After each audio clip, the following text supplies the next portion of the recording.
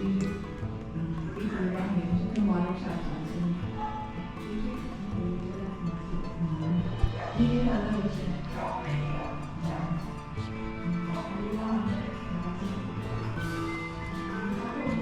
basketry.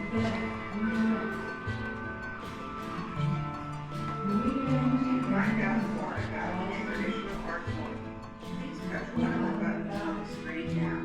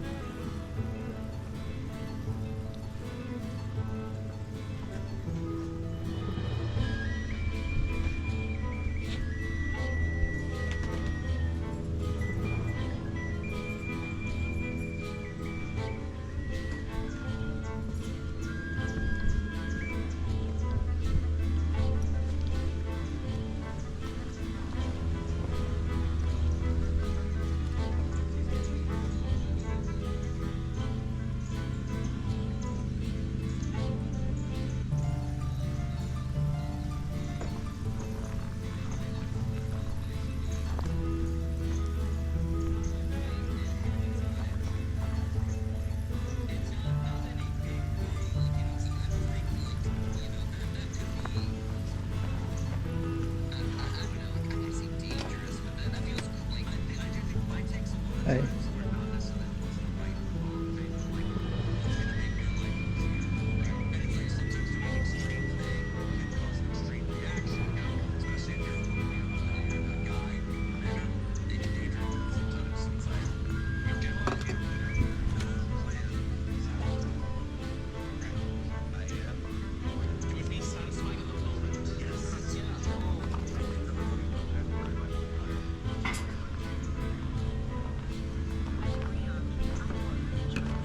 Hi, how are you?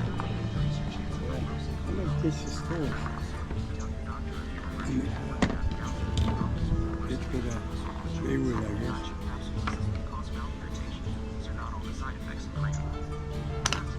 Did you make all of these? Oh yeah. Yeah. And you probably find out these are just a display. They got it inside the bit. The gift shop? Yeah, inside the bit.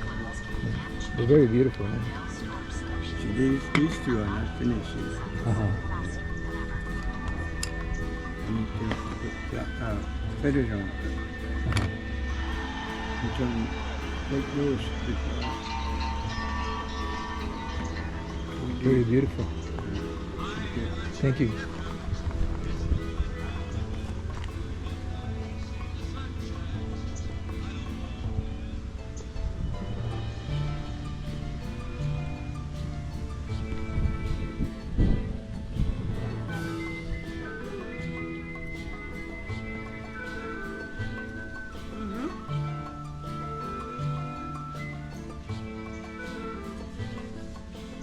Yeah.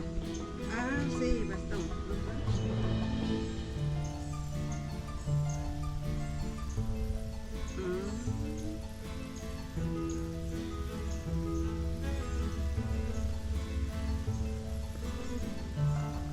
Guys, good morning. Good morning. Welcome.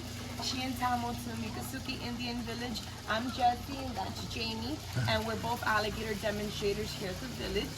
So our shows are not actual WWE wrestling shows. We don't do any of the intense tricks or anything of that sort.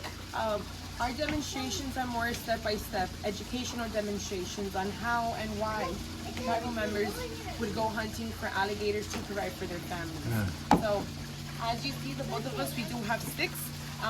These sticks are not used to beat or abuse the animals. They're used as spacing tools. So of course, alligators, yes, they can be aggressive, but for the most part, they are very, very reactive animals. So as we enter the water, sometimes it's safer to touch the alligators with the stick and let them react on the stick rather than us touching them with their hands and them have to react on our hands. So you're gonna see that Jamie, he's gonna use the stick to move the alligators around, and if he needs to bring one closer, he'll use the stick and just bring them closer. So in this corner, we have 5 alligators. Since we are open 5 days a week, each alligator gets their day that we get to demonstrate with. And our alligators, they do get rotated every couple months. So they'll stay here for a few months, and then once they're done, they go into retirement over there, and then we bring in another set of gators. So we are always constantly rotating them.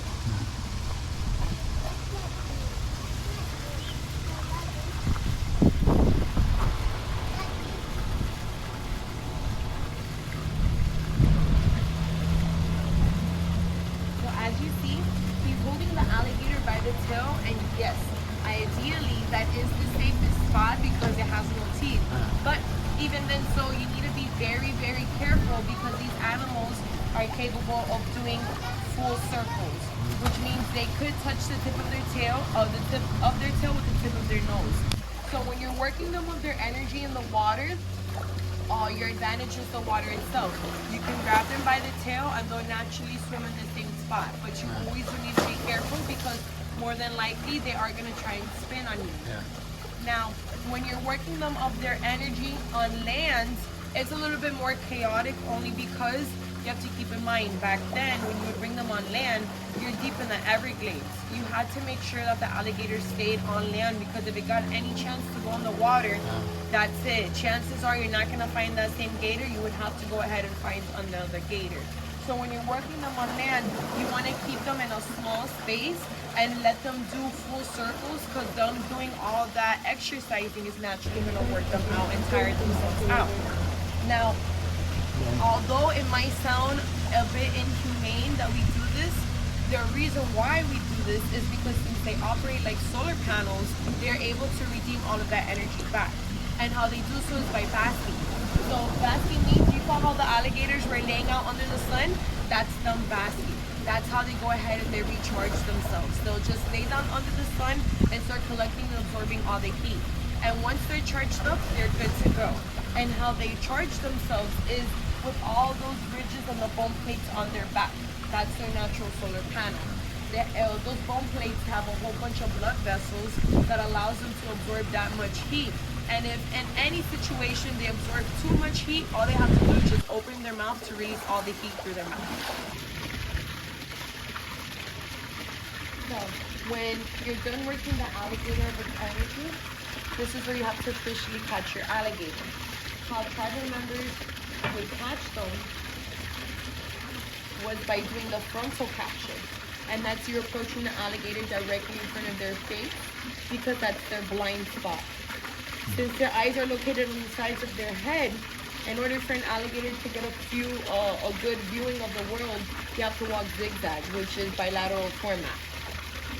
And so, as well, that's going to depend on your alligator. Now, within modern times, there are different ways to catch them.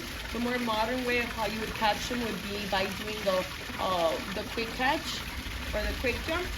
And that's you approaching from the base of the tip of the tail, and you can either jump, squat, or stand over the alligator's back, but you do have to cover their eyes. So with however way you decide to catch them, it's always very important that you cover their eyes, because what an alligator can see, they don't know what's going on around them, and it's a calming technique.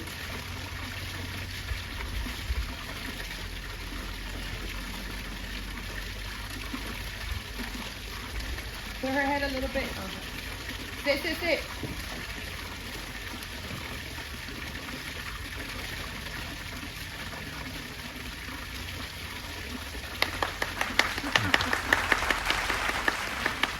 I love it. She's doing so good. And so, now that you're on top of the alligator, this is where you have to tie them out.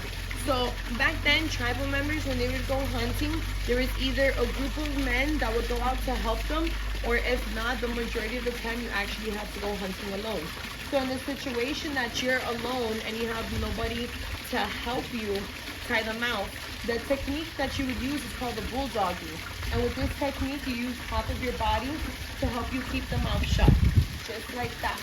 And because you're alone and you come prepared, you take out that piece of rope that's tucked in your pants, and you tie the mouth about 6 times very quickly, right then and there. And from that point, you're in the clear zone for now. This is where they would go ahead and flip the alligators over onto their back. We don't demonstrate that because it does cause a lot of health issues. But back then, tribal members, they were able to do this because at the end of the day, you're hunting the alligator anyways. So with the alligator flipped over onto its back, it bought them more comfortable time because the alligator in that position, they go into a coma. And so you would then tie the mouth one more time, tight and secured. You tie the arms, you tie the legs. Once everything is tied up, you had to put the alligator back over onto its belly. Now, if you leave an alligator in that position for too long, or if you do that position too many times with the same alligator, what happens is all the blood rushing to the head, causing a lot of pressure, and ultimately you are cutting off the circulation to the brain. And they knew that. And so that's why they would always put them back over onto their belly, because they did not want them to die right then and there. So with them completely tied up, they would pick them up alive. They would set them on the bottom of a canoe. You had to sit on top of the alligator. And then when you got home, it was the women who would euthanize and kill the alligators. It wasn't a good idea, and they would never kill the alligators right then and there catching, because sometimes you have to travel far distances to even find decent-sized alligators, and because of how hot it gets in the Everglades, your meat would have spoiled in less than 30 minutes.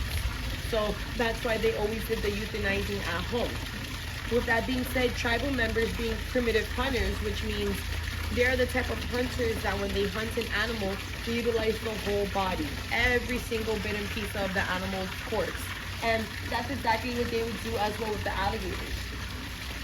When it came to the alligator's teeth, they would turn them into beautiful jewelry, like different type of necklaces. With the bones, they would turn them into hammers, knives, shoes for men, different type of toys for children.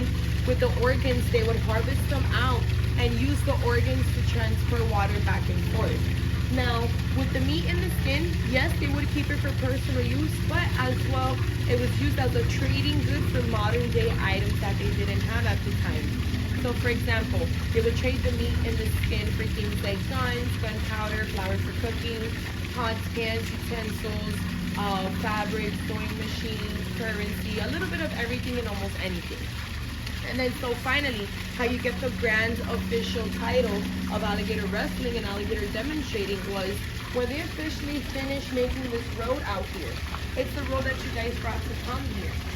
Back then, that was just natural flowing Everglades water. When tribal members had to go into the city, they would canoe to the city on these thin but long canoes.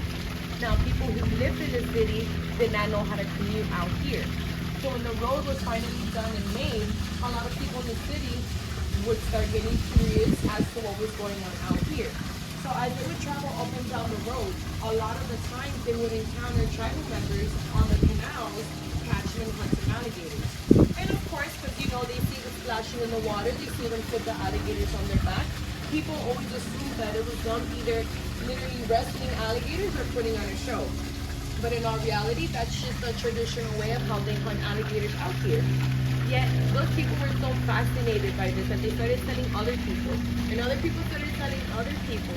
And sooner or later, that road would get packed and full of people who would just hang out on the sides of the canals just to see the entertainment of tribal members hunting alligators. And it even got to the point that those people loved it so much they started tipping tribal members. So from that point, the tribe decided, well, if it's bringing so much attention and such a big crowd, we don't have to euthanize or kill or hunt alligators anymore. We can do educational demonstrations on how we would hunt them and how it was so important for us and as to why we would hunt them.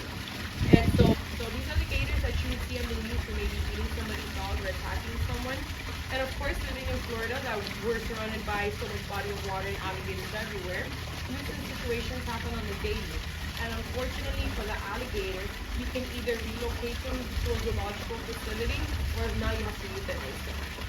But since they have such a long history, when the state of Florida needs to place an alligator before they get euthanized, we adopt them in. That is our show. We are going to be taking out a baby alligator for you guys to hold and take pictures.